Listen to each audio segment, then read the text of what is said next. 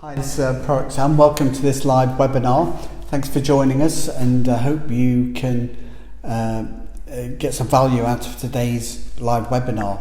What we do is we take questions each week from our clients through our website at proactpartnership.com, living and working abroad page at Facebook and on YouTube, and pass those answers back to our clients through these live webinars to help people try to deal with issues that we have for living and working abroad.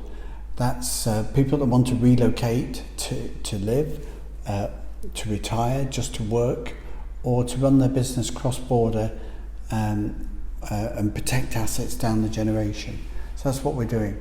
So thanks for joining us. We hope you enjoy what we've got here. Today's acronym for our topic is BERT. So who is BERT? In the week that Vera Lynn died, the forces sweetheart from the Second World War, BERT was quite a good name there, so that's probably where I've come up with it. The first part of the topic today, the B is for Brexit. Many people think it's like yesterday's news, and maybe it is. So we said last time that we're waiting for an end of June deadline for whether there was going to be an extension or not. Some of this noise was coming from the EU, and what the UK government have clearly confirmed since our webinar last week is that the extension will not be applied for as required by the EU. So the EU was saying by the 30th of June, the UK have got to apply for an extension if they wanted an extension to the transition period beyond the 31st of December. The UK have said absolutely no. Again, we will not extend beyond the 31st of December. We do not want to apply for an extension. What we want to do is make an agreement on a trade deal before the end of December 2020. Now, it's all about a trade deal and how the UK and the EU continue to work going forward, and Corona complicates that for everybody. But the movement of people across border is already set in stone with the transition period. This negotiation during the transition year is all about trade deals and movement of goods and jobs and services after the end of the year.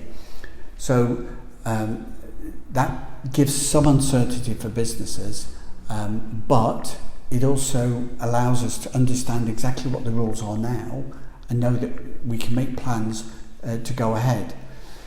So after this announcement, the EU's response has been very clear that they've just said that, okay, if that's the case, then they're not going to bother with any more substantial negotiations till September. They're going to focus on Corona and push back to September any substantial new negotiations on the Brexit EU trade agreement.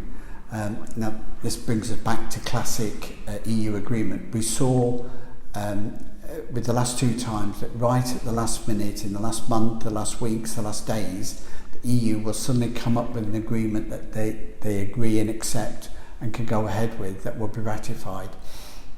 And just everybody's trying to make the best of it. So Brexit will happen on the 31st of December, so business need to be ready for that. Travellers need to be ready for that. Overseas property owners need to be ready for that.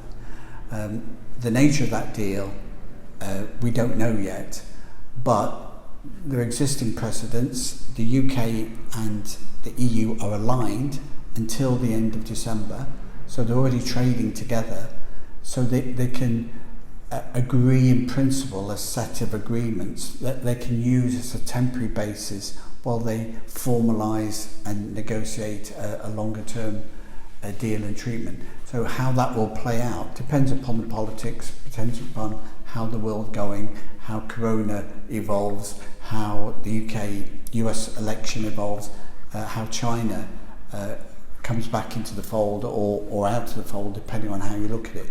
So there's lots to go on, but that's nothing to do with what you can plan to do for your family and your business now, because the UK will leave the EU at the 31st of December.